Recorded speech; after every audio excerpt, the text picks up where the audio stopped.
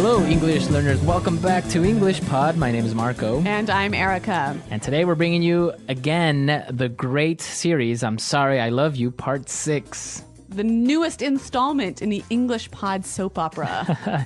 Drama, romance. Love, tragedy. All of it here at EnglishPod and in our series. So today we have a really great dialogue. I just can't believe what's happening here. But before we get into it, we need to preview one word. That's right. So let's take a look at it in Vocabulary Preview. Vocabulary Preview. Well, we're going to preview this word. Sleeping with. Sleeping with. Sleeping with someone. Sleeping with him. Yes. So it seems pretty easy. I mean, sleeping with, it just sounds like you are in bed with somebody. Yeah, but you are doing a little bit more than sleeping. All right. So in English, this phrase actually means that you are involved with someone and have an intimate sexual relationship, right? Yes, you are in a relationship with someone and you are having sex. Exactly. So be careful how you use it, because I know that sometimes you want to translate and just say, well, they are in the same bed together, but it's not that they're having sex. Right. So most of the time in English, the phrase sleeping with means sex. Right. Okay. Sleeping with. Be careful. Okay. Well, let's find out. Why are we talking about sleeping with? Well, obviously somebody is sleeping with somebody. So let's listen to the dialogue and then we'll come back and talk about it.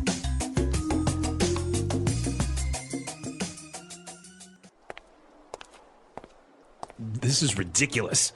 I can't believe you've been sleeping with someone else. How could you do this? You know what? I'm out of here. Wait! Doctor, how is this possible? I haven't cheated on my boyfriend. I have something to confess. I'm sorry, Veronica. I lied. Wait, what? What do you mean? I lied. You aren't even pregnant. There's no bun in the oven. I was just so overwhelmed with jealousy that I couldn't help myself. Veronica, I love you! What are you talking about? Who are you? It's me, Daniel. Don't you remember me from high school? I sat behind you in science class. I used to go to every football game and watch you in the cheerleading squad. You're insane. We never even spoke. Why did you lie like that to my boyfriend? Because, Veronica, it's not fair. I love you. I have since the first day we met. Everything was going fine until that jerk came into the picture and ruined everything.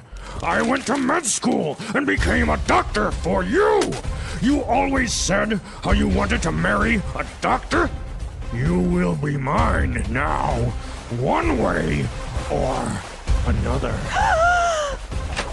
I heard everything, you lying bastard! Get your hands off of her!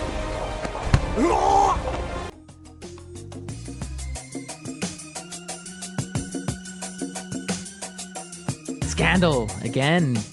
This poor Veronica and Steven. I don't know how their relationship could get more complicated. It's amazing. They're having an amazing adventure in their love life. I'm sure glad my love life looks nothing like this. All right, so we saw some really great words. So let's take a look at them in Language Takeaway. Language Takeaway. The words we're looking at now are about feelings. Mm-hmm. And so let's take a look at the first one. Confess. Okay, confess. To confess. To confess. So confess, what does that mean? When you confess something, you tell a secret that you've been hiding. Okay, so that's pretty easy. So you have a secret and you want to tell it to someone, so you are confessing. Yeah, and it's usually something negative. Negative. Oh, okay. So, Marco, I confess that I stole $5 from you. Oh, you did? Yeah, sorry. Oh, okay. No wonder my wallet was lighter. Yeah. All right. So, confess. I shall not forgive you for this. Oh, no. All right. Let's take a look at our next word. Overwhelmed. Overwhelmed. I am overwhelmed. So when I am overwhelmed, I am filled with emotion. Okay, with emotion. It can be good emotions and bad emotions, right? Yeah, but you feel too much. It's like you're going to explode. Okay, I am overwhelmed with joy. Yes, or I'm overwhelmed with work. And I am overwhelmed with jealousy, Like this guy. right? And that's our third word, Jealousy. jealousy. So this is interesting because jealousy is the noun That's right. It's the feeling, of being jealous, which is the adjective. which is the adjective. So what does it mean when you are jealous? It means that you see somebody and you want what they have. Okay, you want what they have. Yeah. So in this case, the doctor is jealous of Veronica's boyfriend because the doctor wants Veronica. Okay, jealous. So Erica, are you a jealous wife? I don't know, maybe a little bit. A little bit. But I've never gone to the extent of telling someone that they're pregnant when they're not. All right, jealousy. Okay, and let's take a look at our next two words, which are actually kind of insults, right? Yeah, they're not very kind words at all. Okay, but you got to learn them anyways. Yeah. Okay, let's take a look at this one. Jerk. Jerk. He's a jerk. Jerk. Jerk. Jerk. So, what does it mean if someone is a jerk? A stupid and mean person. Plain as simple as that. Yeah. Stupid and mean. So, can a woman be a jerk? It's mostly male, but now it's becoming more common to use with women as well. Okay, so I can say he is a jerk or she is a jerk. Yeah, but it is more common for men. Okay. And now let's take a look at our last word. You lying bastard. Bastard. Bastard. Bastard. Wow, this is pretty strong as well. Yeah, you got to be careful about this one. This one Okay. is almost a swear word. Almost. Yeah. It's not like on the line. Yeah. So what does it mean if you call someone a bastard? Well, literally, it means your mother and father were not married when you were born. When you were born, exactly. So it is a pretty big insult. Yes. A little bit, I guess. But it doesn't really mean that your mother and father Right. weren't married. Right, but It means that you are a jerk. You're a jerk. You're a really big jerk. You're a mean person, a really mean person. So jerk isn't as strong as a bastard, Yes, right? bastard is stronger. Okay, so you got to be careful when you throw that word in there or how you would use it. And again, it's for men, right? Not for women. Yeah, you can't use this word with women. Oh, okay, that's... There's another one out there, but that will have to wait for another English pod. Well, apparently all of these words are just for men. What did we do wrong? Marco, I can't begin to tell you. Okay, so let's listen to our dialogue again, and then we'll come back and look at some great phrases.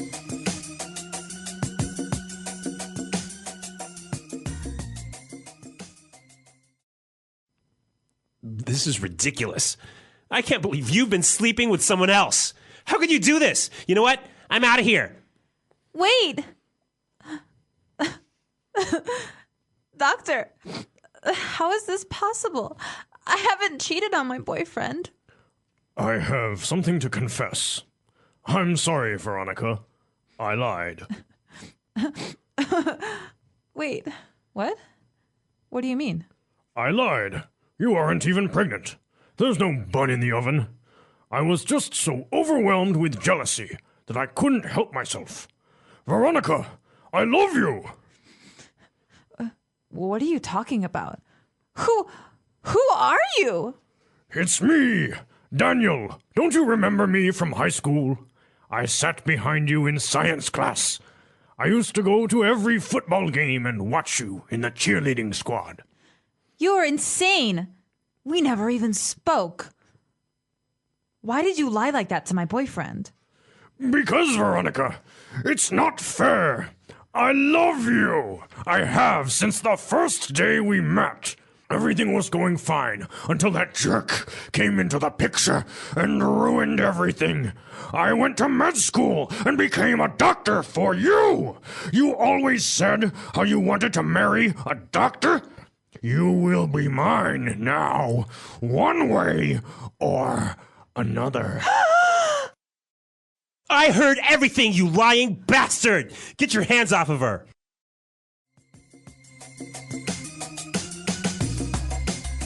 All right, so great stuff. Jerk, bastards, all that good words going around. But we've also got some amazing phrases. So why don't we take a look at those now in Fluency Builder? Fluency Builder. All right, so in Fluency Builder today, we have 3 great phrases. Let's take a look at the first one. Bun in the oven. A bun in the oven. A bun in the oven. Okay, this is obviously an idiomatic phrase, right? Well, it could be literal as well, right? Like you could actually have a piece of bread in your oven. Right. Bun is a piece of bread Yep. in the oven. But in this context, we're not using it. No, it means you're pregnant. You're pregnant. So the baby is the bun. Yeah, and the oven is your stomach. Right. So you say she has a bun in the oven. Yes, she's pregnant. She's pregnant. Okay. It could be difficult to understand if you don't really have the explanation, right? Yes. You would say, what? She has bread What? in the oven? Yeah, a bun in the oven. Okay. Now let's take a look at a second one. Couldn't help myself. I couldn't help myself. I couldn't help myself. So when you can't help yourself, you can't control yourself. Right. You did something, but you couldn't control it. You couldn't stop it. You couldn't stop it. Okay, so let's listen to some examples of how you would use I couldn't help myself, because it's a phrase that you can use in many different ways, right? That's right. Let's listen. Example 1. I just couldn't help myself. When I saw your car, I just had to buy it. Example 2. I'm sorry, I couldn't help myself. I just started laughing. Example 3. That cake was so good. I couldn't help myself. I ate it all. All right, perfect. Couldn't help myself. Easy. Now, the doctor, he couldn't help himself from lying to Veronica because he was angry that her boyfriend, Steven, came into the picture. Came into the picture. To come into the picture. Okay, so what does it mean when somebody comes into the picture? Well, basically, you appear in somebody's life. You come into somebody's life. So imagine that your life is a picture, and somebody all of a sudden comes into it, so... They come into the picture. They come into your life. Come into your life. Yes. So he's angry that Steven appeared into Veronica's life, and they're in love and all that stuff, right? Yeah. All right, well, these are some great phrases, and why don't we listen to them again in context? So let's listen to the dialogue.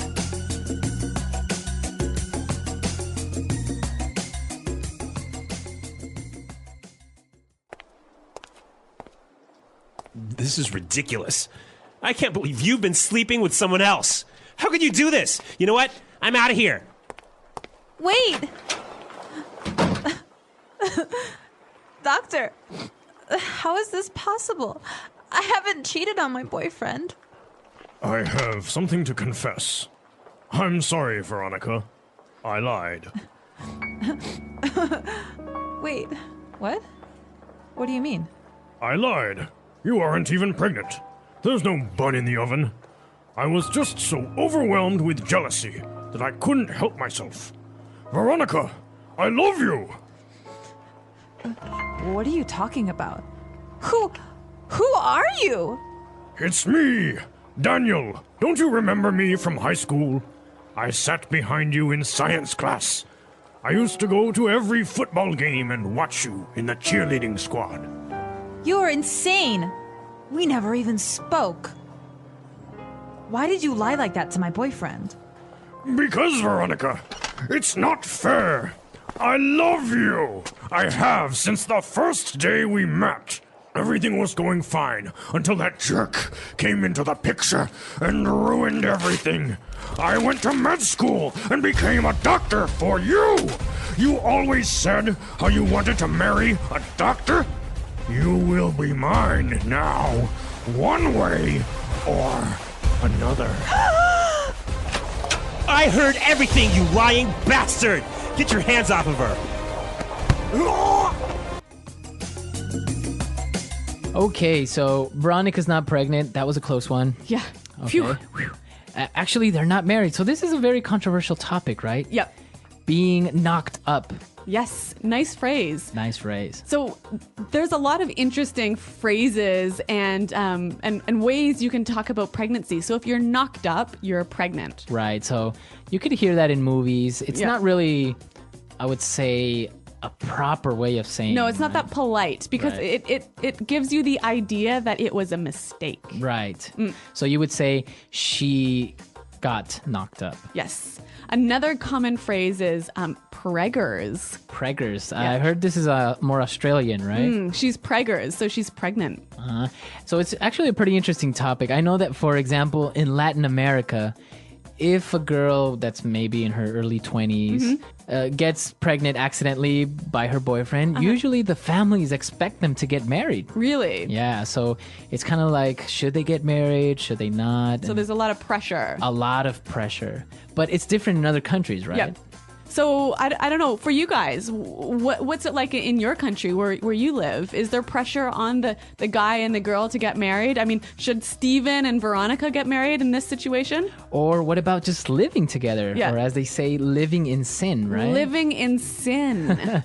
Living together, living in sin. Yep. So is it okay to just live together with your girlfriend, or should you get married before? This is a controversial topic, so we'll have a lot of different opinions, but it should be interesting. Yes. Thanks for listening, and goodbye. Bye.